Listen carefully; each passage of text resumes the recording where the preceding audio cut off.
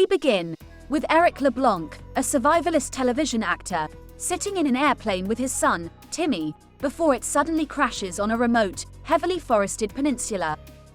Despite being the sole survivors of the crash, a disoriented Eric watches helplessly as Timmy's kidnapped by a mysterious man covered in red paint, before falling unconscious. Upon awakening in the wreckage, Eric goes out in search of his son, but discovers that the peninsula is occupied by feral cannibalistic mutants, and is forced to defend himself while surviving off the land. In his search, Eric finds clues to Timmy's whereabouts in the form of his crayon drawings left behind in several caverns, and also catches glimpses of the Red Man from a distance, who flees when approached.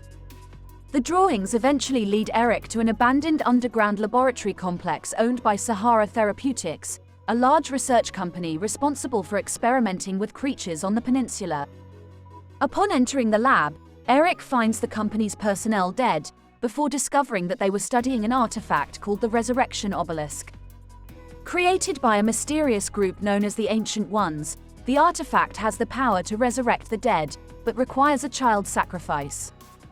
Eric also learns that the Red Man's identity is Dr. Matthew Cross, who was a chief researcher at the facility, before his daughter Megan was killed by an escaped mutant. Driven insane by his daughter's death, Cross resorted to using the artifact and kidnapped Timmy as a sacrifice to revive Megan. Eric finds Cross dead near the artifact, before finding Timmy's corpse inside, having already been sacrificed to revive Megan. Despite being too late to save his son, Eric realizes that the machine connected to the artifact can still be used to resurrect Timmy, and ventures deeper into the facility in search of a sacrifice. Eric eventually encounters the revived Megan, realizing that she killed her own father, due to the machine turning her into a cannibalistic mutant, who he's forced to kill after she mutates further and attacks. Eric then attempts to use her dead body as a sacrifice to bring back Timmy, but it fails, due to a live sacrifice being required. He then reaches the facility's observatory and discovers a second artifact, known as the Power Obelisk, which functions as a type of electromagnetic pulse, or EMP, device capable of bringing down airplanes when activated, realizing that Cross used it to cause the plane crash. Eric's then faced with the choice of either activating the artifact again, as another passenger flight passes overhead, or shutting the artifact down. If Eric chose to activate the artifact, he would cause the plane to crash, locate and kidnap another live child sacrifice aboard it, and use the machine to resurrect Timmy.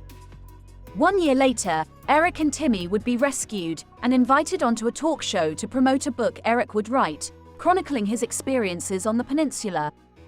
During the show, Timmy would suddenly collapse and begin violently shaking, seemingly about to mutate, as Megan did. Eric would then comfort Timmy, and he would return to his calmer state. Years later, an older Timmy would be living in his own apartment, investigating an island labeled Site 2, while still struggling to suppress his mutations. However, Eric decides instead to shut down the artifact, sparing the lives of everyone aboard the plane, and preventing a repeat of the same tragedy forced upon him, at the cost of Timmy remaining dead. Eric then leaves the facility and burns his photo of Timmy, choosing to let him go, before returning to his new survivalist life in the forest of the peninsula,